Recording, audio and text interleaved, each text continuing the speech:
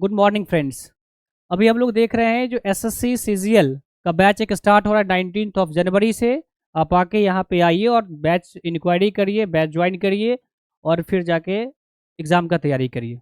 अब हम लोग आगे देखते हैं क्या है। जब ट्राइंगल की बात करते हैं तो तीन प्रकार के ट्राइंगल होते हैं, equilateral triangle, right angle triangle और आपका यहाँ से एस्केलेन ट्राइंगल। एस्केलेन ट्राइंगल से लगभग क्वेश्चंस नहीं के बराबर आते हैं, लेकिन जो दो important triangle equilateral and right angle triangle, पिछले वीडियो हम लोग ये देख पाए थे राइट एंगल ट्राइंगल के अच्छे अच्छे क्वेश्चंस कैसे बनते हैं विद इन सेकंड या फिर मान लीजिए 1 से 2 लाइन में। अभी देखेंगे सबसे पहले इक्विलैटरल ट्राइंगल के कॉन्सेप्ट, उसके बाद देखेंगे इक्विलैटरल ट्राइंगल के क्वेश्चंस कैसे सॉल्व करते हैं। अब यहाँ पे आपका हेडलाइन दिख रहा है इक्विलैटरल ट्राइंगल।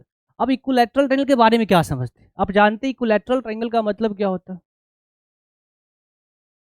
इक्यू मतलब होता है बराबर, लैटरल मतलब भुजा, मतलब कि वैसा ट्राइंगल जिसका तीनों साइड बराबर हो उसको इक्विलैटरल ट्राइंगल कहते हैं। सबसे पहले डेफिनेशन से क्लियर करते हैं। अगर ये और ये तीनों अगर बराबर होगा तो ये होगा इक्विलैटरल ट्राइंगल। आपको पता है त्रिभुज के तीनों कोनों का योग 180 होता है। अगर यहाँ पे 3 एंगल और भुजा बराबर तो एंगल भी क्या हो जाएगा? बराबर हो जाएगा। मतलब अगर 180 को 3 से आप डिवाइड करें तो 60 60 60 निकलता है। मतलब इसके तीनों एंगल कितने हो जाएंगे? 60 60 और 60। मतलब इक्विलैटरल का सबसे पहला कंसेप्ट क्या हुआ? All angles are equal to 60। Second हुआ all sides are equal. Third में देखते हैं, थर्ड में देखिए अब ये तो ट्राइंगल है। ट्राइंगल का मेन काम क्या होता है? एरिया निकालना, पेरीमीटर निकालना, सर्कम रेडियस निकालना, इन रेडियस निकालना, उसका रेशियो निकालना, इसके अंदर अगर सर्कल खींचते तो उसका एरिया निकालना।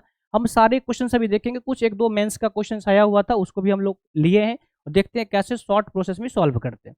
सबसे बड़ी बात क्या, अगर इक्विलैटरल ट्राइंगल है इसमें आप क्या देखेंगे? ऑल एंगल्स, एंगल्स कितना हो जाएगा? 60 डिग्री। एंगल की बात करते हैं वहां पे साइड, साइड हो जाएगा ऑल इक्वल। तीसरा एरिया की बात करते हैं। अब देखिए आपको पता है इक्विलैटरल ट्राइंगल का एरिया जो होता है √3/4 इंटू साइड का स्क्वायर। मतलब ये हुआ, अगर हम यहाँ पे बात करते हैं √3/4 और साइड मतलब क्या? अगर इसको ए मान लिया जाए, इसको ए मान लिया जाए, इसको ए मान लिया जाए, साइड मतलब ए का स्क्वायर हो जाएगा। अब यहाँ पे समझने वाली बात ये है, चौथा इसके फोर्थ पॉइंट में ये देखते हैं आपका पेरीमीटर कितना है। पेरीमीटर क्या होता है? आप जब जोड़ेंगे sum of all external boundary, ये आपका एक्सटर्नल है, एक्सटर्नल एक्सटर्नल जब जोड़ेंगे तो sum of external boundary is called perimeter. मतलब अगर पेरीमीटर की बात करेंगे, पेरीमीटर की बात करेंगे 3 इंटू साइड 3 इंटू ए हो जाएगा। ये तो नॉर्मल आपको पता ही है, लेकिन अब हम जो बताने जा रहे हैं वो थोड़ा सा एग्जाम पर्पज से ज्यादा बेनिफिशियल है। अब यहाँ बेनिफिशियल क्या है, यहाँ से फिफ्थ पॉइंट लिखते हैं। देखिए फिफ्थ पॉइंट क्या, अब यहाँ पे हम आपको ये बताने की कोशिश कर रहे हैं, अगर इसके अंदर एक सर्कल खींच दिया जाए, इसके बाहर सर्कल खींच दिया जाए या फिर इसका परपेंडिकुलर डिस्टेंस पूछा जाए। आप क्या जानते हैं जो राइट एंगल ट्राइंगल के साथ साथ इसमें आपका क्या देख रहे हैं, इक्विलैटरल ट्राइंगल में जो परपेंडिकुलर डिस्टेंस होगा, यहाँ एक ट्राइंगल फिर से बना रहे हैं। ये जो परपेंडिकुलर डिस्टेंस, ये परपेंडिकुलर डिस्टेंस ही एंगल बाइसेक्टर होता है, परपेंडिकुलर डिस्टेंस ही मीडियंस होता है, परपेंडिकुलर डिस्टेंस ही आपका बाइसेक्टर होता है। मतलब इक्विलैटरल ट्राइंगल में median, angle bisector, perpendicular distance, side bisector, all these are equal. आप यहाँ पे देख पाते हैं ये जो हाइट है इसको हाइट कहते हैं, एच कहते हैं। तो हाइट फिफ्थ में देखेंगे, height is equal to √3/2 into side. ये परपेंडिकुलर डिस्टेंस निकल गया। सिक्स्थ में सिक्स पॉइंट के अब यहाँ पे फिर एक ट्राइंगल बना रहे हैं, एकदम कंसेप्ट बता रहे हैं। पहले आपको कंसेप्ट सीखे तो भाई क्वेश्चन तो विद इन सेकंड बन जाएगा, बल पहले कंसेप्ट जरूरी है। अगर मान लीजिए इसके अंदर एक ट्राइंगल खींचा गया, ये ट्राइंगल खींचा गया, इस ट्राइंगल में क्या देख रहे हैं, इस ये ट्राइंगल जो है वो अंदर में ट्राइंगल, अंदर में ट्राइंगल मतलब क्या हुआ, यह इन सर्कल है। अगर इसके वर्टेक्स को टच करता हुआ कोई ट्राइंगल हम लोग सर्कल खींचते तो वो क्या हो जाएगा? सरकम सर्कल हो जाएगा। मतलब इन सर्कल में हम यहाँ पे अगर रेडियस लेते हैं,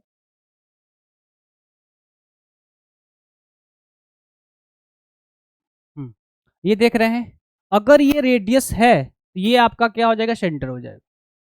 और ये सेंटर में ये स्मॉल आर, ये स्मॉल और ये स्मॉल आर, स्मॉल आर हो गया। तो सबसे पहले पूछा जाएगा स्मॉल और इसके साइड के बीच का रिलेशन क्या होगा? तो रिलेशन क्या जानते हैं? अब देखिए यहाँ पे अगर स्मॉल आर की बात करते तो स्मॉल आर बराबर होता है साइड a/2√3। अभी जस्ट आपको हम बोले अगर ट्राइंगल के अंदर सर्कल है, इसको इन सर्कल कहते, कल के डेट में हो सकता है ट्राइंगल के बाहर एक सर्कल हो। बाहर सर्कल तभी बन सकता है जब उसके वर्टेक्स को टच करेगा। मतलब अगर मान लीजिए यहाँ पे एक ट्राइंगल खींचा जाए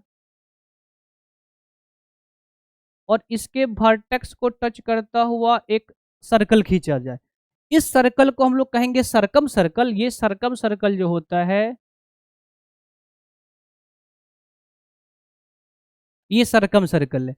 सरकम सर्कल का जो रेडियस होता है उसको हम लोग कैपिटल आर से डिनोट करते हैं। ये भी ध्यान रखने वाली बात है, हम लोग अभी पढ़ रहे इक्विलैटरल ट्राइंगल। जैसे स्मॉल आर की बात की है, इसे मान लीजिए कंसेप्ट नंबर 7 में कैपिटल आर की बात करते हैं तो ये हो जाएगा a/√3। a/√3 एक बार एग्जाम में क्वेश्चन सिर्फ ये पूछ दिया गया था, find the ratio of small R into capital R. अभी देखेंगे बहुत सारे क्वेश्चंस आएंगे। उसके बाद 7 के बाद देखिए 8 नंबर कंसेप्ट में क्या हो सकता है।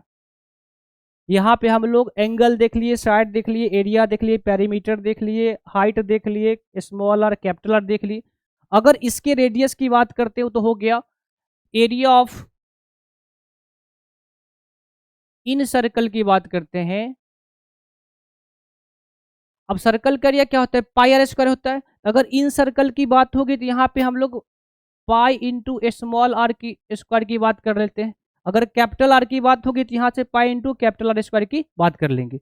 अब ये सारी जितने सारे क्वेश्चंस हैं, जितने सारे कंसेप्ट है, इस कंसेप्ट का भी हम लोग देखेंगे, यूज करेंगे। एक बेहतरीन कंसेप्ट अगले साइड में भी तो देखते हैं। फिलहाल आपके सामने जो क्वेश्चन है उस क्वेश्चन की बात करते हैं। Find the area of equilateral triangle whose sides are 4√3। मतलब आपको सिर्फ ये देखना है कि मेरे पास दिया क्या हुआ है, साइड्स दिया हुआ है। साइड्स कितना है, 4√3।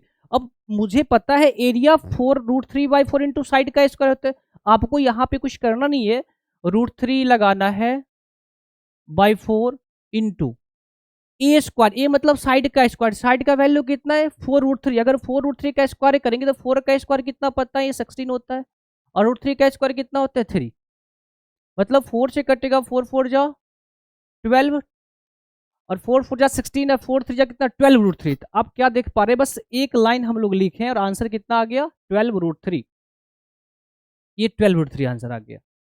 अब नेक्स्ट क्वेश्चन में इसका एप्लीकेशन, फिर कुछ स्लाइड से भी क्वेश्चन देख रहे हैं।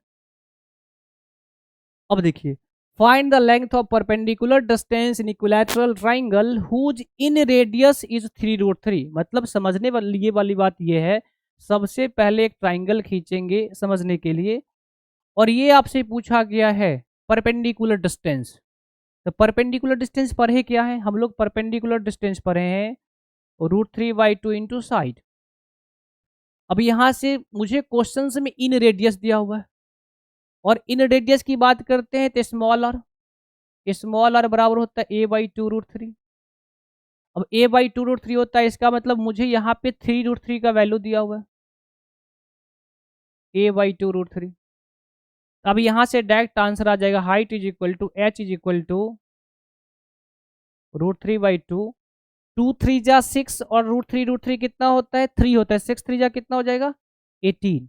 अगर 2 से कट करेंगे तो 2 9 जा 18, मतलब आपका आंसर आ गया 9√3। आप क्या देख पा रहे हैं, जो आपका आंसर होगा, जो परपेंडिकुलर डिस्टेंस पूछा गया है इक्विलैटरल ट्राइंगल में, हो जाएगा 9√3। 9√3 करने का मतलब ये हो जाता है।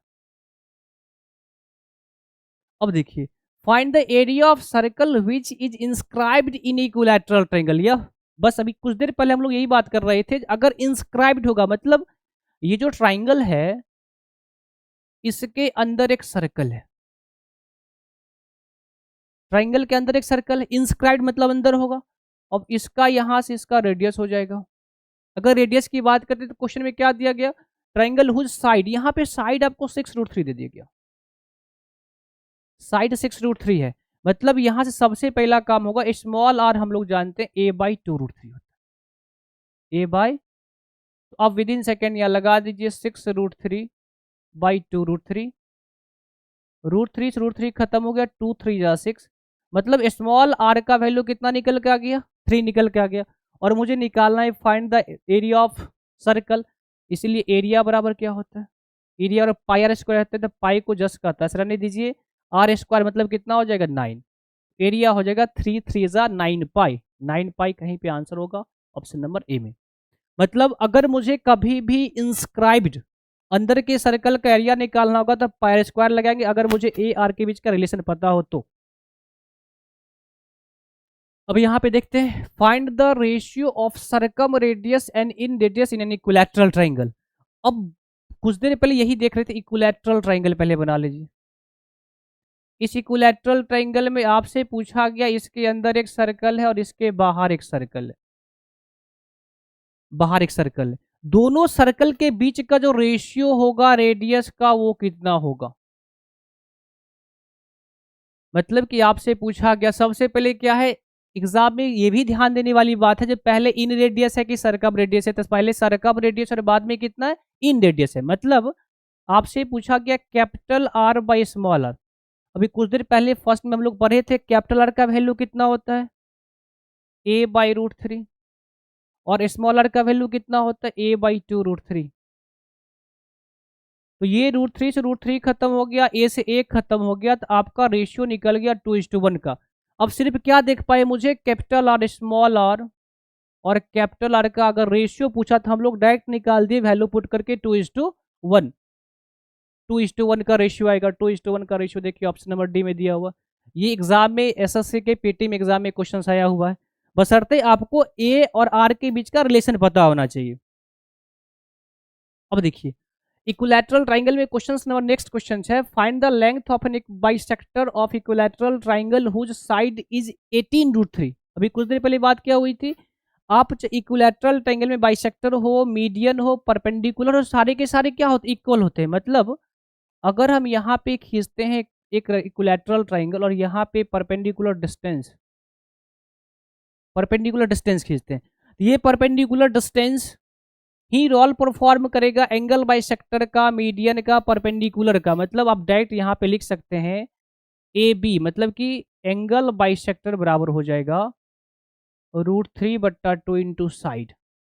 अब क्वेश्चंस में क्या दिया हुआ है कुछ साइड, साइड पहले से ही दे रखा है, तो आप क्या करेंगे √3/2 और 18√3 लगा देंगे।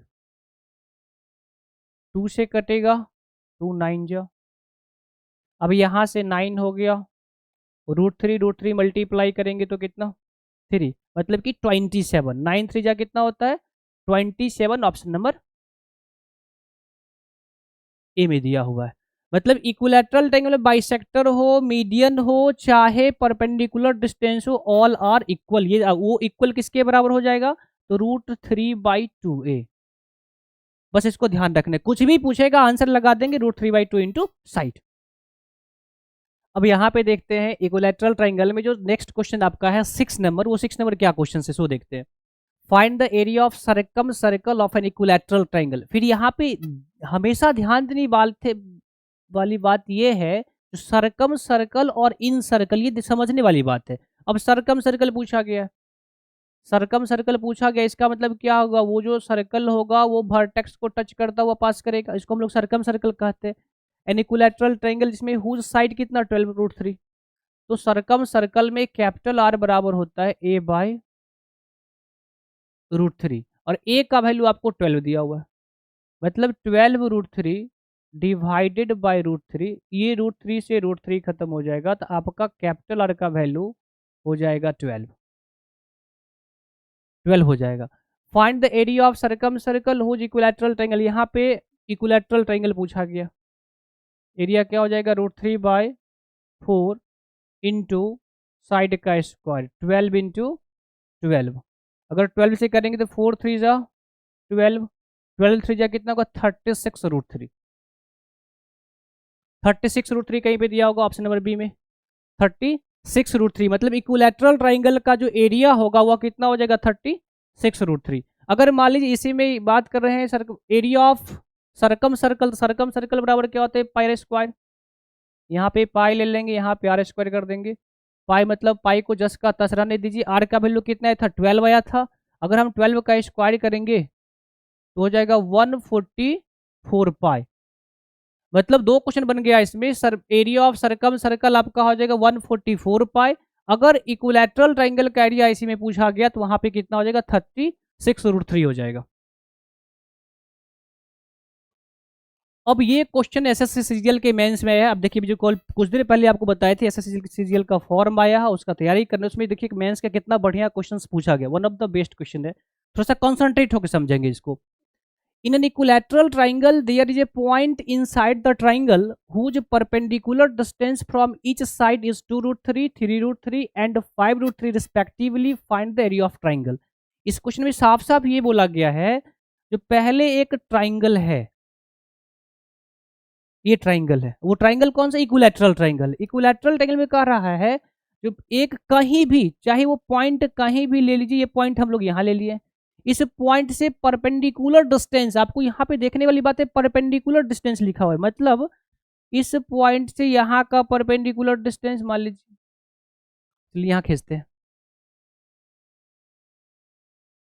इक्विलैटरल ट्रायंगल है। इस इक्विलैटरल ट्रायंगल में यहाँ पे एक पॉइंट है, ये परपेंडिकुलर डिस्टेंस ये हो गया, इसका परपेंडिकुलर डिस्टेंस ये हो गया, ये परपेंडिकुलर डिस्टेंस हो गया।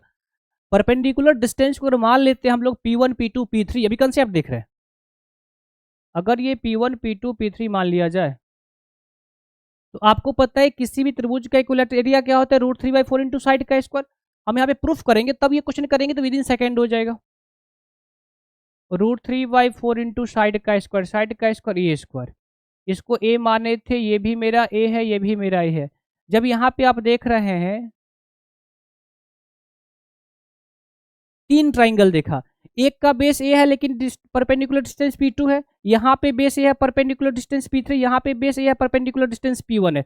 अगर तीनों को जोड़ेंगे तो बड़ा सा ट्राइंगल मिल जाएगा, जो एबीसी ट्राइंगल, अगर यहाँ पे बात करते हैं एबीसी ट्राइंगल का, अब देखिए, अब परपेंडिकुलर डिस्टेंस बेस तो सबका बराबर है, तो हम क्या करेंगे 1/2 इंटू बेस कॉमन ले लेंगे और P1 plus P2 plus P3 हो जाएगा।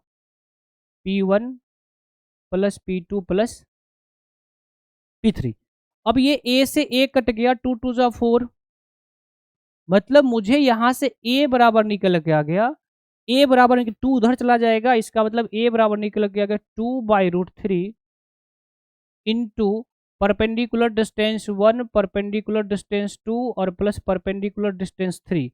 ये मुझे साइड निकल के आ गया। कब साइड निकल के आ गया? जब परपेंडिकुलर डिस्टेंस दिया हो कहां से? किसी भी ट्राइंगल की इन सर्कल, मतलब कि अगर इन साइड एक पॉइंट हो, वहां से साइड का परपेंडिकुलर डिस्टेंस दिया हुआ। अब क्वेश्चंस पे आते हैं, ये तो कंसेप्ट हो गया, आप इसको नोट डाउन कर लेंगे। अब देखेंगे 2√3, 3√3 एंड 5√3 दिया हो, तो आपको कुछ करना, अब तो कुछ करना है नहीं, अब साइड निकालना, ए बराबर क्या हो जाएगा? अब डायरेक्ट आ गया आंसर 2/√3।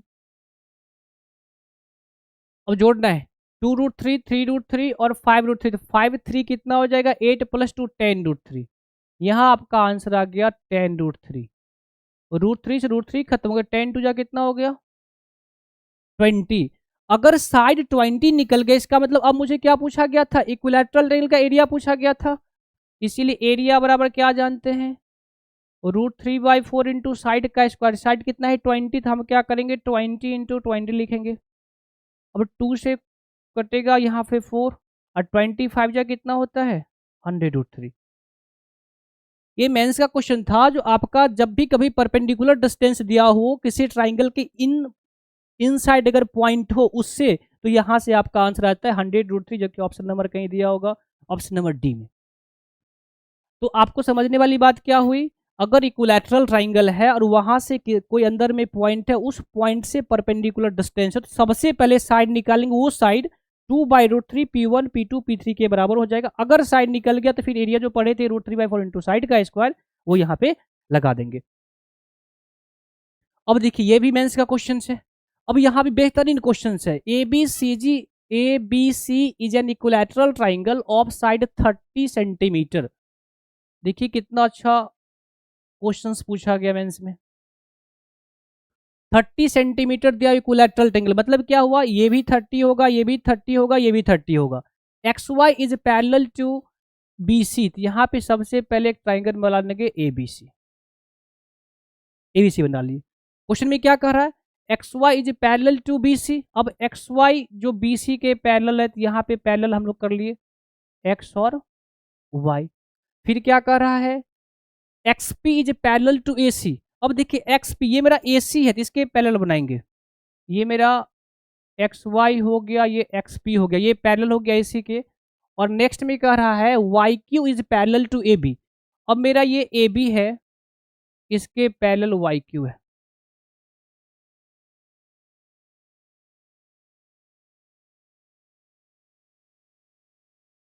यहाँ पे देख लेते हैं, ये इसके पैरेलल हो गया, समझने वाली बात है, ये इसके पैरेलल हो गया। अब आपको क्वेश्चंस क्या कर रहा है, if X Y X P and Y Q is equal to 40 centimetre then find the length of P Q.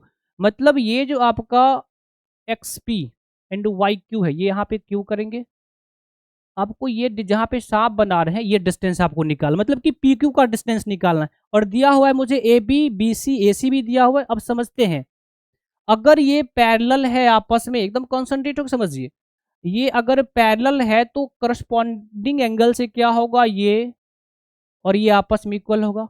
आपको पता है अगर ये ट्राइंगल इक्विलैटरल ट्राइंगल है, इसका मतलब सब एंगल कितने के बराबर हो जाएंगे, 60। ये भी 60, ये भी 60 और ये भी 60। अगर सारे एंगल 60 है, करस्पॉन्डिंग एंगल से ये भी कितना हो जाएगा, 60, और इसके करस्पॉन्डिंग से ये भी 60। अब फिर वही बात है, ये दोनों आपस में, तो यहाँ भी 60 हो जाएगा, यहाँ भी 60 हो जाएगा। तो हम देख क्या पा रहे हैं, यहाँ पे इक्विलैटरल ट्रायंगल ये भी बना, ये भी बना, ये भी बना, क्योंकि अगर ए सी पैरेलल एक्स पी है तो यहाँ पे भी 60 हो जाएगा और ये भी 60 हो जाएगा। मतलब बस क्वेश्चन को देखते हैं। अब अगर इक्वल, यहाँ पे सबको मान लेते हैं, ए मान लीजिए, ये बी और बी मान लेते हैं, यहाँ पे सी और सी मान लेते हैं। पी क्यू मुझे निकालना है, तो बस अब आपका कंसेप्ट लगाने का काम होगा, क्योंकि हम जानते हैं अभी कुछ देर पहले क्या पढ़े थे, पेरीमीटर। पेरीमीटर क्या होता है, sum of all sides, 3 into side. यहाँ पे लिखेंगे 3 इंटू साइड कितना दिया हुआ था, देखिए यहाँ पे 30 सेंटीमीटर है, 30 लिख देंगे। उसके बाद अब इसकी बात करते हैं, यहाँ पे ए कितना हो जाएगा, 2a प्लस बी कितना हो जाएगा, 2b प्लस यहाँ से सी कितना हो जाएगा, 2c, और प्लस ये डिस्टेंस मेरा बचा हुआ है प्लस पी क्यू। अब अगर इस दोनों में से 2 को कॉमन ले लिया जाए तो a plus B plus C plus P Q, 33 जा होता है 90। अब एक इंफॉर्मेशन क्वेश्चन में और है, वो इंफॉर्मेशन क्या है, सो देखिए, X Y plus X P plus Y Q कितना है, क्या 40 सेंटीमीटर। अब देखिए ये एक्स वाई कितना था, ए मेरा था, उसके बाद ये था बी और ये था सी, मतलब कि ए प्लस बी प्लस सी कितना दिया, 40 सेंटीमीटर। तो यहाँ पे 40 पुट कर देंगे, 90 plus 2 into 40 plus P Q.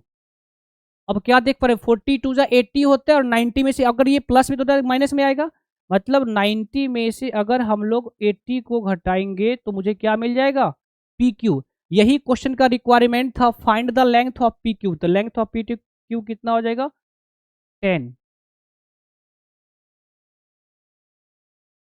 ये सीजीएल मेंस का one of the best question था। यहाँ पे P Q equal to 10 centimetre कहीं पे होगा, देखिए ऑप्शन नंबर सी में, ऑप्शन नंबर सी में 10 सेंटीमीटर दिया हुआ है। मतलब इस टाइप के क्वेश्चंस अगर आपको करने हैं तो थोड़ा सा कॉन्सेंट्रेट होकर, पहले कॉन्सेंट्रेट होना, हर बार गलती नहीं करना है, कॉन्सेंट्रेट होकर पर इन्फॉर्मेशन को पढ़ना, आखिर क्या दिया हुआ है, क्या कॉन्सेप्ट लगेगा, फिर जाके हम लोग क्वेश्चंस करते हैं।